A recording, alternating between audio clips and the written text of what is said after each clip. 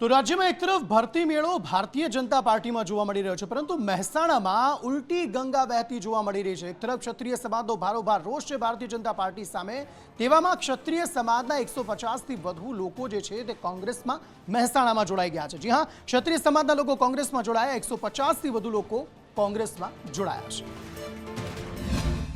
200 થી 250 જણ કોંગ્રેસ પક્ષમાં આજે જોડાયા છે। સરકારનો અમારી માગણી એક જ હતી કે ભાઈ તમે જે પણ આ નિવેદન આપ્યું છે તો ઉમેદવાર બદલો, પણ એમણે કોઈ પણ પ્રકારની આ માગણી સ્વીકારી નહીં અને એમણે એમની મનમાની કરી, એક અહંકાર ભરી વૃત્તિ એમને રાખી કે ભાઈ અમે કરીશું તે જ થશે, તો અમે પણ સામે એમને કહીશું કે અમે તમને વોટ દ્વારા આનો જડબાતોડ જવાબ આપીશું। આ અંગે વધુ માહિતી સાથે સંવાદદાતા પાયલ યાદવ જોડાઈ ગયા છે। પાયલ, 150થી વધુ લોકો ક્ષત્રિય સમાજના કોંગ્રેસમાં જોડાઈ ગયા છે, શું છે વધુ વિગતો?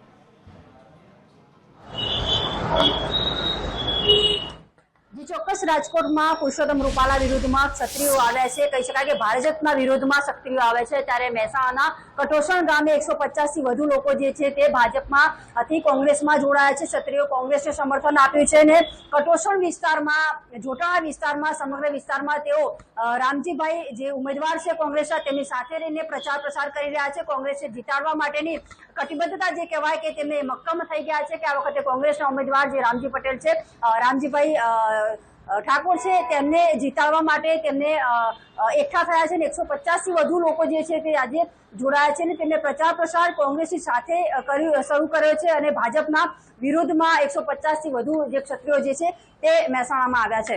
જી માહિતી આપવા માટે